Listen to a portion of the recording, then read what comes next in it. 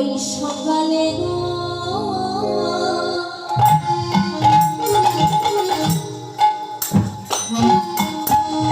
ধেনু লইয়া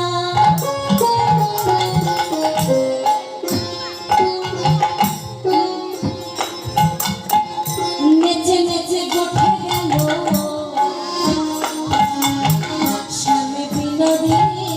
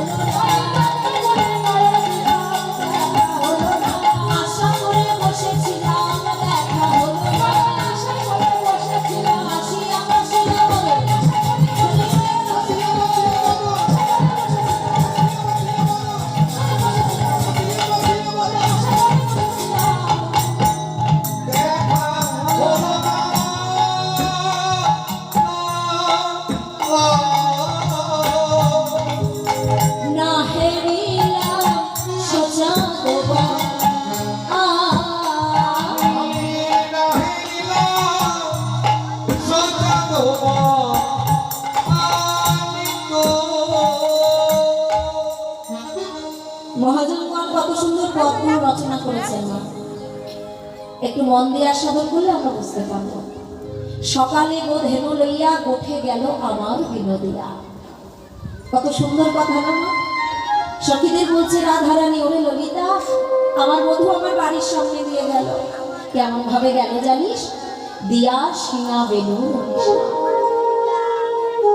বেনুর ধ্বনি করতে করতে বধূ আমার বাড়ির সামনে দিয়ে গেল, কিন্তু বধূর বদনে আমি দেখতে পেলাম না। কেন রাধে, কেন আবার?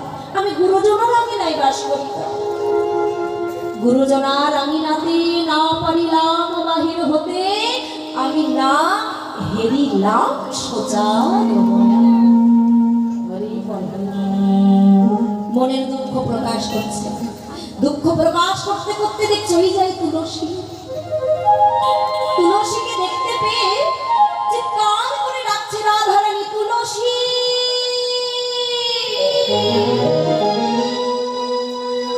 তুলসী। তুলসী দেখছে আমার রাধারানী আমায় ডাকছে। এই মধ্যাহ্নকালে মাইরা যদি কোনো কৃষ্ণ ভক্তের ডাক পাওয়া যায়, তবে মনে করবেন আপনার জীবনটা, আপনার দিনটা বড় আনন্দে কাটছে। আচ্ছা, দিবসের যেমন 3টি কাল, আমাদের মানব জীবনেরও 3টি কাল, তাই না? তাহলে আমাদের মধ্যাহ্নকাল মানে, আমাদের মধ্যাহ্নকাল মানে যৌবনকাল। এই যৌবনকালে যদি কোনো কৃষ্ণ ভক্তের ডাক পাওয়া যায়, তাই বলে না সাধু সঙ্গ করো, অসৎ সঙ্গ করো না, এই সময় সৎ সঙ্গ করো। সাধু সঙ্গ সর্বশাস্ত্রে কয়, কিন্তু অসৎ সঙ্গ করলে তাকে কোথায় যেতে হবে? নরকে যেতে হবে, নরকে। তাই সবসময় ভক্তের সঙ্গ করবেন, সাধুর সঙ্গ করবেন। তাই সাধুর সঙ্গ করতে হলে সাধুর বাজারে আসতে হবে। ভক্ত সঙ্গ করলে ভক্তের বাজারে তোমাকে আসতে হবে, নাহলে কিন্তু চলবে না। তাই আজকে আমরা সবাই এসেছি সাধুর বাজারে, বৈষ্ণবের বাজারে, ভক্তের বাজারে। এই আসনটাতে সবাই বসতে পারে না মা, সবার ভাগ্যে এই আসনটাতে বসার সৌভাগ্য অর্জন হয়। টাকা পয়সা থাকলে সেগুন কাঠ দিয়ে একটা ভালো চেয়ার তৈরি করে বসা যায়, টাকা পয়সা থাকলে সেগুন কাঠ দিয়ে একটা পালঙ্ক তৈরি করে বাড়িতে বসা যায়। কিন্তু টাকা পয়সার জোরে, অর্থের জোরে কখনো এই হরিবাস করে এই ছেঁড়া চটে বসার ভাগ্যটা সবার হয় না। এই হরিবাসরে এই ছেঁড়া চটে বসতে গেলে কি লাগে? পূর্ব জন্মের সুকৃতি লাগে। পূর্ব জন্মের সুকৃতি না থাকলে এই হরিবাসরে ভক্ত সঙ্গে কখনো বসা যায় না। তাই রাধারানী আমার তুলসীকে ডেকে বলছে, তুলসী তুলসী এদিকে আইসো। তুলসী আমার বলছে, হ্যাঁ রে রাধে, এই মধ্যাহ্ন সময় যে আমাকে বড় ডাকলি, আচ্ছা রাধে কি হয়েছে বল। রাধারানী বলছে, বলবো তো, কিন্তু তুই আগে বস। তুলসী, বাড়িতে যদি কেউ আগে আসে তাকে কি করতে হয় মা? হ্যাঁ, আগে বসতে দিতে হয়। বাড়ি থেকে এসেছে মানে অতিথি, আর অতিথি মানে নারায়ণ। হ্যাঁ, তাই রাধারানী বলছে, তুলসী আমি বলবো তো তোকে আমার মনের সব কথা, কিন্তু সবার আগে কথা নয়, সবার আগে তুই যত্ন করে বস। হ্যাঁ, তাই সুন্দর করে রতন আসন পেতে দিয়েছি, তুলসী আমার বসেছে। আচ্ছা রাধে, এইবার বল কেন ডেকেছিস? রাধারানী আমার বলছে, ওরে তুলসী, আমি তোকে কেন ডেকেছি জানিস? আমার এই মনের কথা তোকে বলবো। তা মনের কথা বলার মানুষ খুঁজে পেলি না, আমাকেই বললি। আচ্ছা, তুলসী মানে কৃষ্ণ প্রেয়সী, তাই না? তুলসী হচ্ছে কৃষ্ণের প্রেয়সী। দেখবেন আপনি ভগবানকে যা দিয়েই সেবা দেন না কেন, ভগবান গ্রহণ করবে না, তাতে যদি ওই প্রেয়সীটা না থাকে, কৃষ্ণ প্রেয়সী মানে একটা তুলসী পত্র যদি না থাকে, ভগবান গ্রহণই করবেন না। তাই আমাদের প্রত্যেকের কি উচিত? আমাদের কণ্ঠে তুলসীর মালা ধারণ করা। একটা নকুল দানা দেবে, তাতে যদি তুলসী না দেন ভগবান গ্রহণ করবেন না। তাহলে এত বড় একটা দেহকে ভগবান কি করে গ্রহণ করবে যদি এতে তুলসী না থাকে? তাই আমাদের প্রত্যেকের উচিত গলায় তুলসীর মালা ধারণ করা। অনেকে একটা ভুল চিন্তাধারা আমরা করে ফেললাম যে এই সংসারে অনেক সময় মিথ্যা কথা বলতে হয়, মিথ্যার আশ্রয় অনেক সময় প্রয়োজনে নিতে হয়। তাহলে মিথ্যা কথা, তুলসীর মালা পরে তো মিথ্যা কথা বলা যায় না। তুলসীর মালা পরে মিথ্যা কথা বললে পাপ হয়, তাই তুলসীর মালাটা করবো না। আচ্ছা বাবারা, আপনারা বিচার করেন, তুলসীর মালা গলায় পরে মিথ্যা কথা বললে সেতে পাপ, তাতে পাপ হয়ে যায়। আর তুলসীর মালা গলায় না পরে যদি আমরা মিথ্যা কথা বলি সেটাতে পাপ হবে না, বরঞ্চ কি হবে জানো? তুলসীর মালা পরে যদি তুমি 10টা মিথ্যা কথা বলো, তোমার বিবেক তখন জেগে উঠবে, ওরে 10টার মধ্যে অন্তত একটা তো সত্যি কথা বল। বিবেকটা তখন জেগে উঠবে। তাই আমাদের প্রত্যেকের উচিত না গলায় নেকলেস করতে লজ্জা আমাদের লাগে না, কিন্তু এই মালাটা আমার আসল সম্পদটা করতে গেলে আমার লজ্জা। সোনার নেকলেসটা আমার নয়, ওই মরে যাবো ছেলে বৌমা আগে এসে খুলে দেবে। শাশুড়ি মরে গেছে, কেমন একটা গল্প বলি শোনো। শাশুড়ি মা মরে গেছে, তুলসী তলায় নামানো হয়েছে। এবার শাশুড়ির কানে একেবারে টানা টানা কানের দেওয়া আছে, হাতে একেবারে মোটা মোটা সোনার বালা, আর গলায় একটা মোটা সোনার মালা। চেন 3 বৌমা ছুটে এসেছে, ভাগাভাগি করে সব সোনার গয়নাগুলো নিয়ে গেল। কিন্তু শাশুড়ি মায়ের গলায় যে তুলসীর মালাটা ছিল সেটা আর কেউ নিল না। কেন নিল না জানো? ওটা তো আমার, ওটা তার। যেটা আমার নয় এই জগতে সেটা সবাই নিয়ে যেতে পারে, কিন্তু যেটা আমার সে চাইলেও কখনো নিয়ে যেতে পারবে না। যেমন সংসারের জন্য আপনি যাই করুন না কেন সেটা আপনার নয়, কিন্তু হরিবাসরে যতক্ষণ আপনি বসে থাকবেন এটা আপনার। আর এই কর্মটাকে আপনার কেউ নিতে পারবে না, কেমন না? আমরা অনেকে বলি সময় কাটছে না, বাড়িতে যাই, হরিবাসরে যাই, টাইম পাস করে আসি। না মা, এটা টাইম পাসের জায়গা নয়, এটা হ্যাঁ, এটা ভগবানের খাতায় লেখা থাকবে, আর এটাই কিন্তু তোমার সঙ্গে যাবে। তাই রাধারানী তুলসীকে সঙ্গে নিয়ে মনের কথা বলছে। কি কথা আমরা একটু আস্বাদন করি। তাই পদকর্তা তার পদের ভাষায় বললেন, কি বলছে?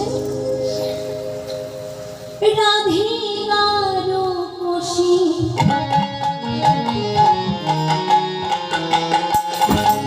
লইয়া তুলসী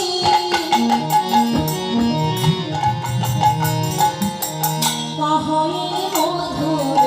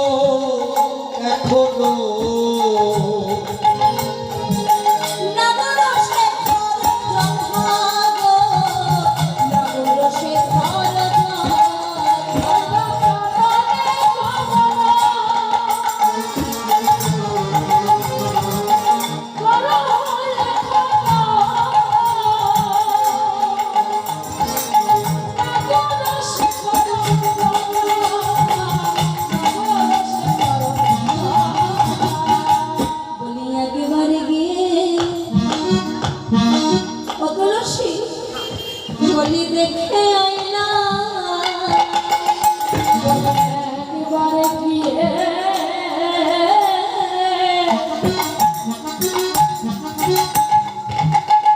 দেখে আইনা বারে বারে যেতে আমি বলবো না গো একেবারে গিয়ে দেখে তোকে বারে বারে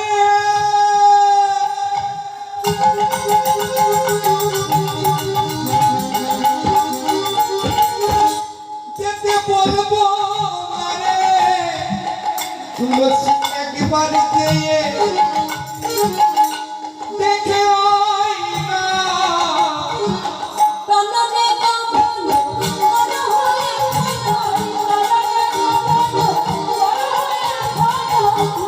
সে ঘর যথা নগর সে ঘর যথা ওই কাননে কামন মন হয়ে নগর সে ঘর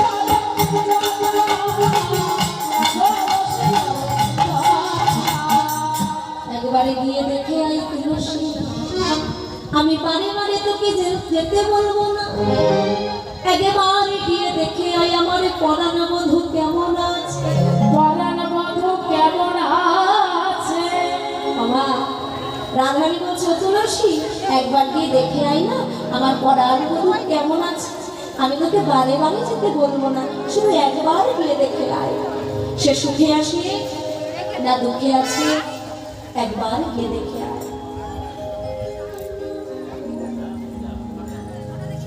রাধে রাধে সমস্ত ভক্ত চরণে একটা নিবেদন আছে বুঝতেই পারছেন এত বড় একটা হরিনাম সংকীর্তনের আয়োজন আমার কমিটির দ্বারা ভাইরা করেছে অবশ্যই আপনাদের সহযোগিতা না থাকলে এটা সম্ভব নয় আপনারা সহযোগিতা করেছেন তাই তারা এত সুন্দর একটা হরিনাম সংকীর্তনের অনুষ্ঠান তারা করার তারা এত বড় অনুষ্ঠানে আগ্রহী হয়েছে বা আগাতে পেরেছেন তাই ভক্তচরণে অনুরোধ কমিটির দাদা ভাইরা আপনাদের কাছে তাদের ভিক্ষার ঝুড়ি নিয়ে যাবে আপনারা মুক্ত হস্তে দান করবেন কেমন কেউ যেন কৃপণতা করবেন আমার কেমন এটা জানবে তুমি ভগবানকে নয় তুমি নিজের ব্যাংকেই তুমি সঞ্চয় করছো কেননা এই পার্থিব জগতের ব্যাংকে টাকা পয়সা রাখলে সেটা ব্যাংকেই পড়ে থাকবে কিন্তু ভগবানের ব্যাংকে যদি টাকা পয়সা রাখা যায় ভগবান দ্বিগুণ করে তোমাকে সেটা ফেরত দেবে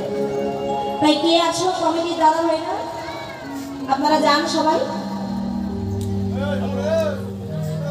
আমার এই ভক্তিমতী মায়ে যাচ্ছি ভক্ত সেবার জন্য আপনারা সবাই মুক্ত হস্তে দান করবেন কেমন আর আমি ভগবানের কাছে প্রার্থনা করি আপনাদের এই দান মহাদান হয়ে যেন ভগবানের চরণ পর্যন্ত পৌঁছায় এই প্রার্থনা ভগবানের চরণে জানাই রাখি বিদায় গৌর প্রেমানন্দে হরি বল হরি বল তাই রাধারানী আমার তুলসীকে বলছে দা তুলসী তাই রাধারানীর কথা শুনে বা তুলসী আমার যাচ্ছে তুলসী তুলসী মনেতে হরসী চলে রাইল বলে তাম্পুল কপুর লইয়া পুরো হরো মিহিরা সরস্বী তুলে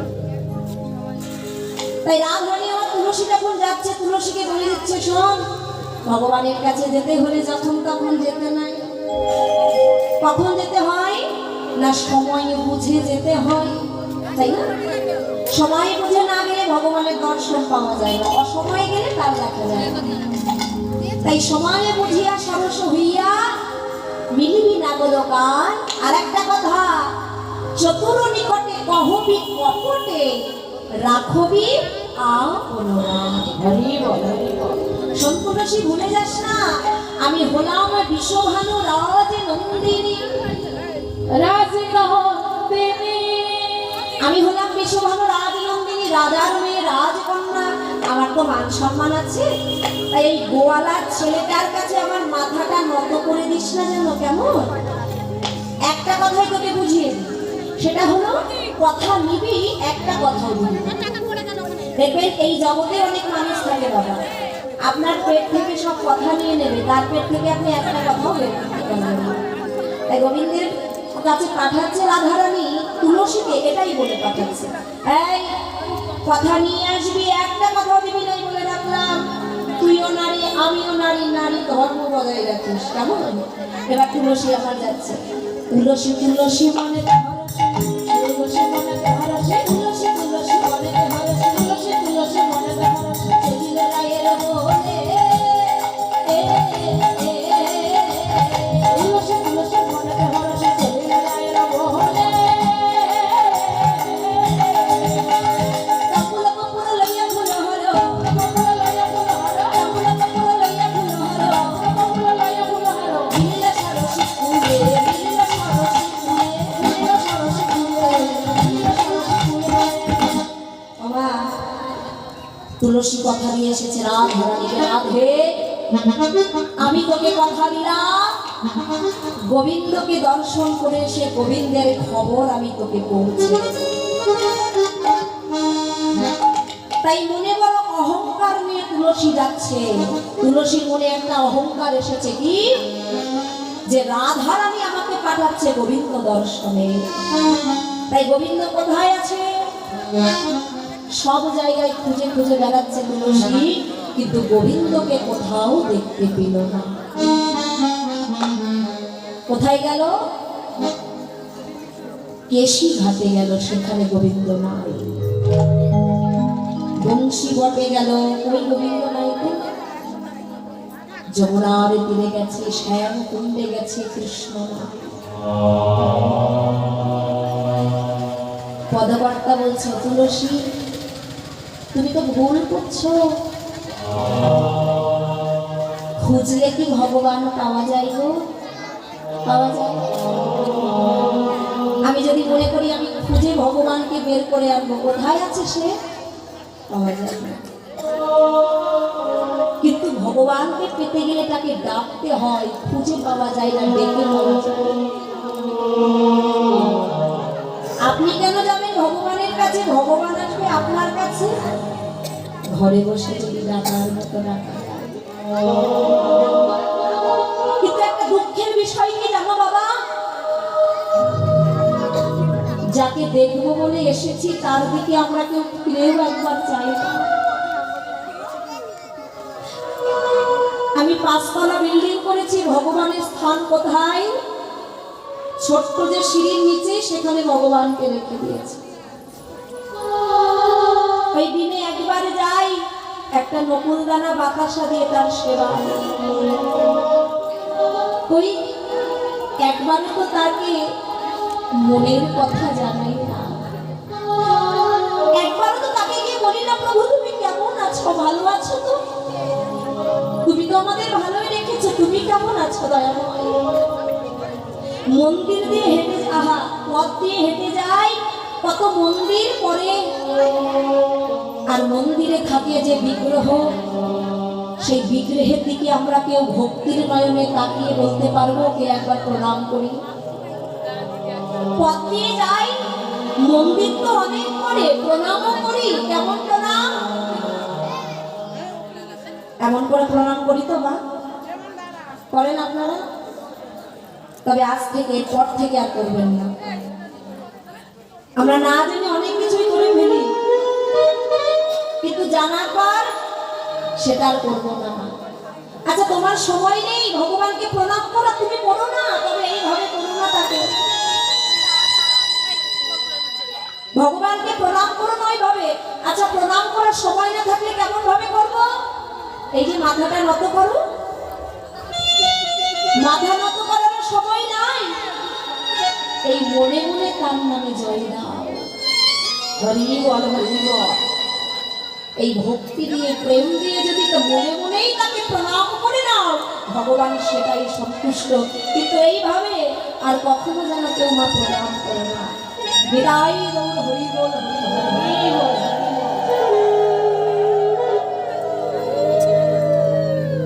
কবিগুরু রবীন্দ্রনাথ ঠাকুর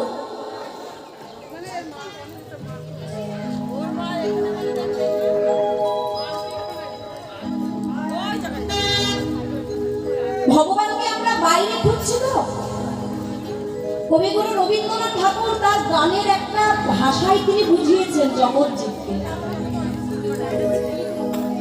অনেকে আমরা মনে মনে ভাবি বা এখনো ভাবছি যে মা কীর্তনের মধ্যে রবীন্দ্রনাথ আবার কেন আসবে? অবশ্যই আসবে। কেন? তিনারা ছিলেন ভক্ত। বিশ্বকবি তিনি এমনি এমনি হতে পারেননি বাবা, এমনি এমনি হয়নি। তাদের ভক্তি দিয়ে তাদের অনুভবটা গানের মাধ্যমে জগৎজীবকে শিক্ষা দিয়েছে। তার গানগুলোকে যদি আমরা শুধু গানের মতো করে শুনি বাবা, যে রবীন্দ্রসঙ্গীত হচ্ছে গান, হচ্ছে গানের মতো করে শুনছি, তাহলে কিছু বুঝতে পারবে। আসলে বিশ্বকবি তিনি তার মনের ভাবটাকে গানের মধ্যে প্রকাশ করিয়ে তিনি জগৎ সংসারকে দিয়ে গেছিলেন, তাই না? তিনি একটা গান বেঁধেছিলেন। কি গান? একটু মন দিয়ে শুনবেন মায়েরা, খুব শিক্ষণীয় গান এটা। যদি আমরা হৃদয় দিয়ে অনুভব করতে পারি, বুঝতে পারি। আমার হিয়ার মাঝে লুকিয়েছিল দেখতে আমি পাইনি, বাহির মানে চোখ মেলেছি হৃদয় মানে চাই। এই গানের মাধ্যমে তিনি কি বোঝাতে চাইছে জানো? চলো আমরা একটু আস্বাদন করি। কথা নয় মায়েরা, কথা হচ্ছে। আমার হিয়ার মাঝে লুকিয়েছিলে দেখতে আমি পাইনি, তোমার দেখতে আমি পাইনি। আমার হিয়ার মাঝে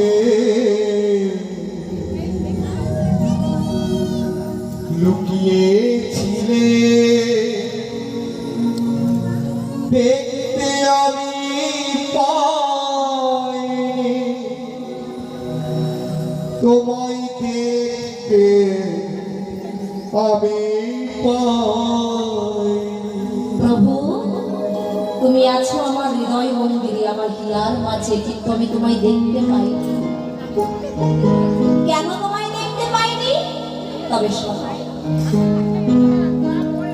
আমি ভগবান দর্শনে যাচ্ছি কোথায়? না নবদ্বীপে যাই, গৌরকে দেখতে পাবো তো, তাই না? বৃন্দাবনে যাই, না রাধা কৃষ্ণকে দেখতে পাবো। পুরীতে যাই, স্বয়ং জগন্নাথ সুভদ্রা বলরামকে দেখতে পাবো। কাশীতে যাই, বাবা বিশ্বনাথকে দেখতে পাবো। প্রভু, আমি বাইরে তোমাকে খুঁজেছি,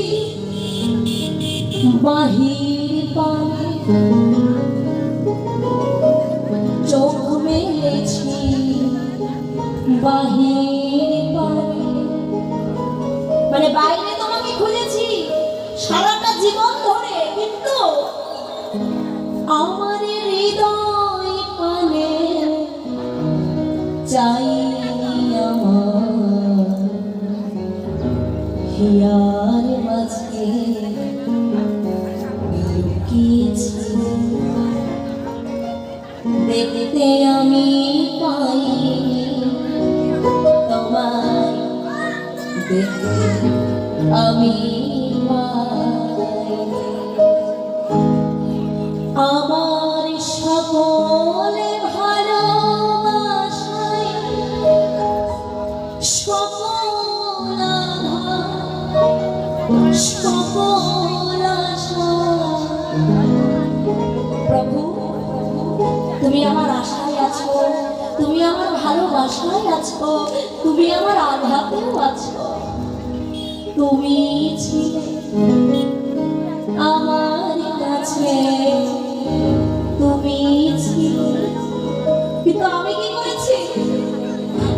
আমি তোমার পানে চাই আমার হিয়ার মাঝে লুকিয়েছি দেখতে আমি পাইনি, তোমায় দেখতে আমি পাইনি। বিদায় গৌর প্রেমানন্দে হরি বল, হরি বল।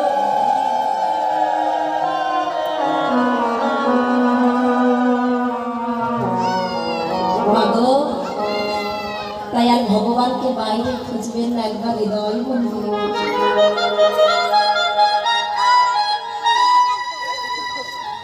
আপনি সর্বদাই সবখানে ভগবানকে দেখতে পাবেন, তিনি সব জায়গায় আছে, কিন্তু দেখার মতো নয়ন দিয়ে আমাকে শুধু দেখতে হবে, তাকে অনুভব করতে হবে, বিশ্বাস করতে হবে আমার ভগবান আমার কাছে আছে, এই বিশ্বাসটা রাখতে হবে। তা বিশ্বাসের কথা বলতে গিয়ে একটা কথা মনে পড়ে গেল, সেই মহাভারতে ভীমের কথা মনে পড়ে গেল। তার বিশ্বাস দেখো যে ভগবান আছে, কৃষ্ণ আছে। মাতা কুন্তি 5 ভাইকে খেতে দিয়েছে, আগে বড় ছেলেকে খেতে দেয়, তারপরে বাকি ছেলেদের খেতে দেয়। আজকে যুধিষ্ঠির বলছে, মা আজকে আমার ভাই ভীমের বড় ক্ষুধা পেয়েছে, আগে ভাইকে খেতে দাও, তারপরে আমরা খাবো। কেননা ভীমের যা চেহারা দেখলেই মনে হয় সেবা করতে বড় ভালোবাসে, তাই না? এবার মাতা কুন্তি বলছে, আচ্ছা বেশ তাই হবে, তুই যখন বলছিস তাই হবে। এবার ভীমের এত খিদে পেয়েছে, ভীম সব খেয়ে নিয়েছে, মা যা রান্না করেছে। এবার যুধিষ্ঠির খাবে কি, অর্জুন খাবে কি, নকুল খাবে কি, সহদেব খাবে কি, কিছু নয়। এবার মায়ের মন তো একটু রাগ হবে, একটা ছেলে যদি সব খেয়ে নেয় আর বাকি ছেলে যদি ক্ষুধার্ত থাকে, রাগ হবে? হবে না?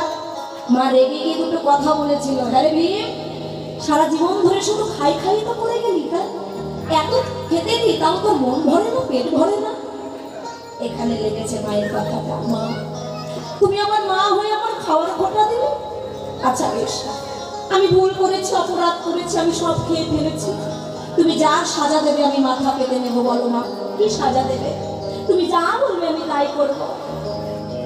ভুল করেছিস, আমার অহংকার করে বলছিস যে যা বলবো তাই করবি? আচ্ছা বেশ, তুই তাহলে একটা কাজ কর, এই তো কিছুদিন আগে আমার কৃষ্ণ এই হস্তিনাপুর থেকে দ্বারকায় ফিরে গেছে, তুই কি পারবি ভেবে কয়েক মিনিটের মধ্যে ওই দ্বারকা থেকে হস্তিনাপুরে আমার কৃষ্ণকে এনে দিতে? তুই কি পারবি?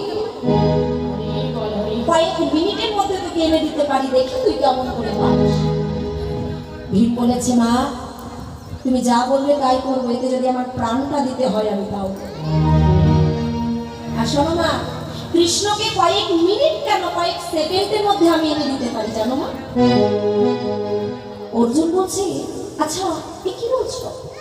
হ্যাঁ, এই হস্তিনাপুর থেকে দ্বারকার পথ 3 দিন যেতে লাগে, তাহলে কয়েক সেকেন্ডের মধ্যে কি করে কৃষ্ণ আসবে?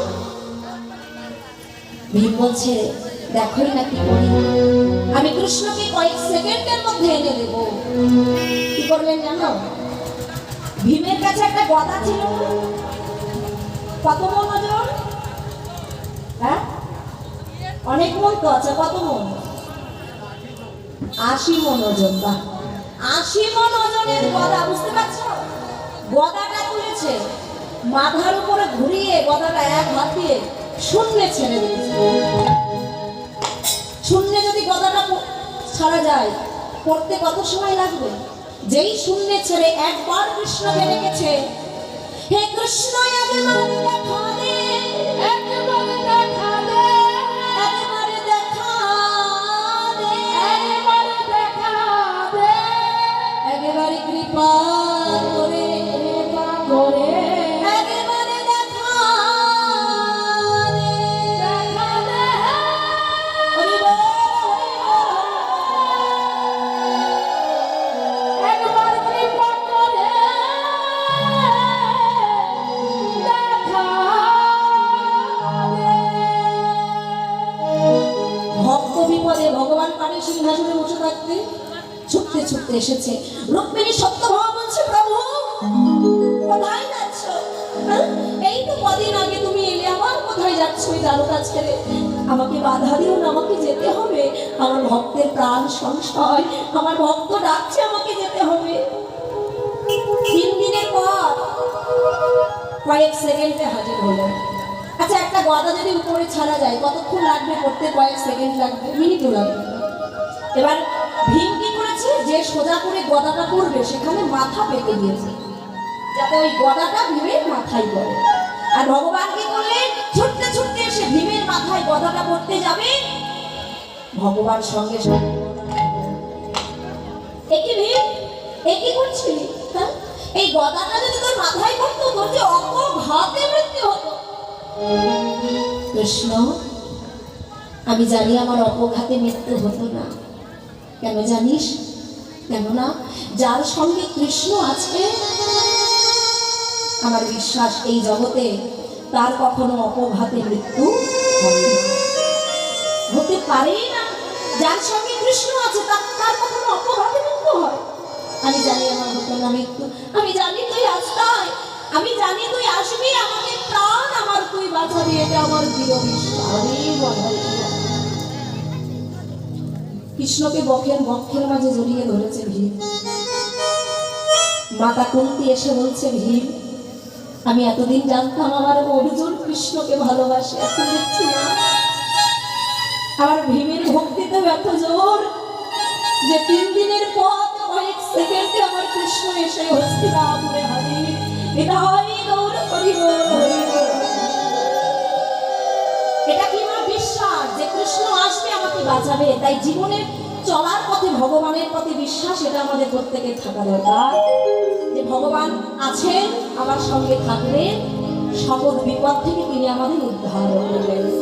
তাই এবার তুলসী তুলসী মনেতে হরসী চলিল রায়ের মনে, রায়ের বলে তাম্বুল কর্পূর লইয়া ফুলহার মিলিল সরসী কুলে, মিলিল সরসী কুলে।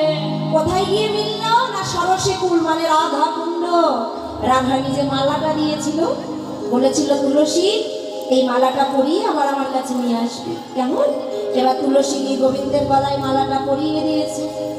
গোবিন্দ বলছে, ও তুলসী, আমার রাধারানী কেমন আছে? আজকে আমার মনটা বড়ই ব্যাকুল, আমি রাধারানীর সঙ্গে একবার সাক্ষাৎ করব, তুমি কি পারবে রাধা বদন দেখাতে? তুলসী বদনে কিছু বলছে না। কেন? রাধা